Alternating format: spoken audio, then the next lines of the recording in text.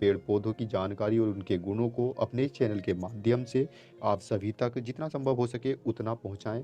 उसी दिशा में कदम बढ़ाते हुए हम आज चर्चा करेंगे आयुर्वेद की औषधि बासा की, इस अड़ूसा की।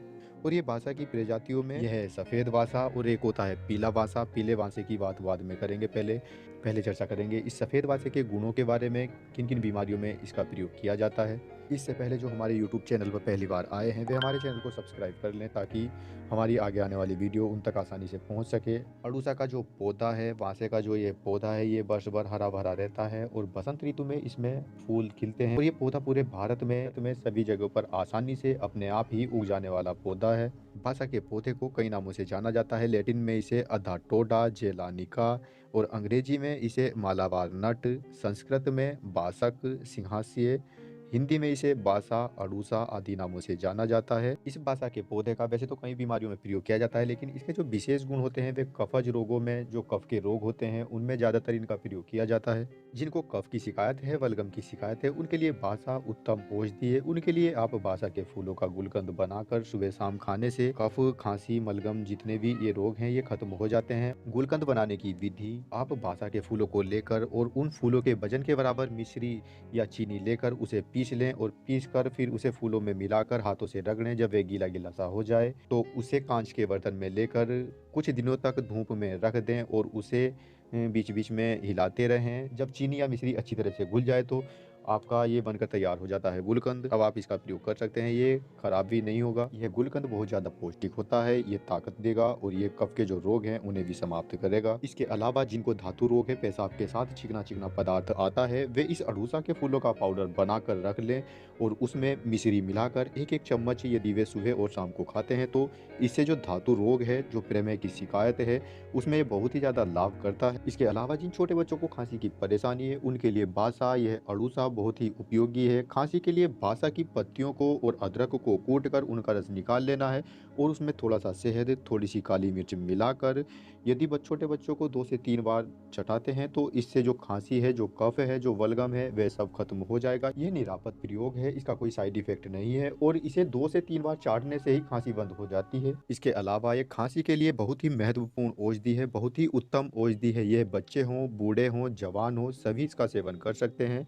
उसके लिए बासा की पत्तियों का रस निकाल कर उसमें थोड़ा सा अदरक, थोड़ा सा शहद और काली मिर्च मिलाकर पीते हैं तो इससे चाहे कैसी भी खांसी है, मलगम वाली खांसी है, कितनी भी भयानक खांसी है, चाहे वे कितनी भी पुरानी खांसी है, फेफड़ों के कोई भी रोग हो, उनके लिए बासा अमृत है। श्वास की बीमारी के लिए, श्वसन तंत्र के लिए यह अमृत है। यह अड़ूसा रोग प्रतिरोधक क्षमता को भी बढ़ाता है और ये फेफड़ों के माध्यम से खून को साफ करता है और श्वास को, ऑक्सीजन को फेफड़ों के अंदर ग्रहण करने की क्षमता को भी बढ़ा देता है। बासे का काढ़ा पीने से आप लंबा गहरा सांस ले पाएंगे और फेफड़ों की शक्ति भी कई गुना बढ़ जाएगी। इसके अलावा जिनको अस्थमा रोग है, जिनको भयानक श्वास की बीमारी है, उनके लिए ये बासा बहुत ही गुणकारी है। इसके लिए यदि आप बासे की ताजी पत्तियों को लेकर उनका रस निकाल कर पीते हैं तो ये बहुत ही गुणकारी है। यदि ताज़ा रस नहीं मिलता तो आप बासे के पंचांग में जड़ होती है, छाल होती है, पत्ती होते हैं, फूल होते हैं और फल होते हैं और इनके छोटे छोटे टुकड़े कर लेने हैं। इसे छाया में सुखाकर और फिर मोटा मोटा कूट लें और फिर इसके बाद 10 से 15 ग्राम लेकर इसे 400 ग्राम पानी में पकाना है और जब पकते पकते रह जाए 100 ग्राम तो इसे छान कर सुबह, दोपहर और शाम को यदि आप पीते हैं तो आप पाएंगे कि 1-2 दिन में ही आपको बहुत ज़्यादा फायदा हो जाएगा। कफ, बलगम और श्वास रोग की बीमारी से शास्त्रों में इस बासा को, इस अड़ूसा को श्वास रोग के लिए अचूक और रामबाण माना गया है। जिनको भयानक सर दर्द है और माइग्रेन है और साइनस की बीमारी है, साइनस की परेशानी है, उनके लिए ये बासा बहुत ही उत्तम, बहुत ही लाभकारी औषधि है। उनके लिए बासा की पत्तियों का रस निकालकर 4-4 बूंद दोनों नाक में टपकाना है।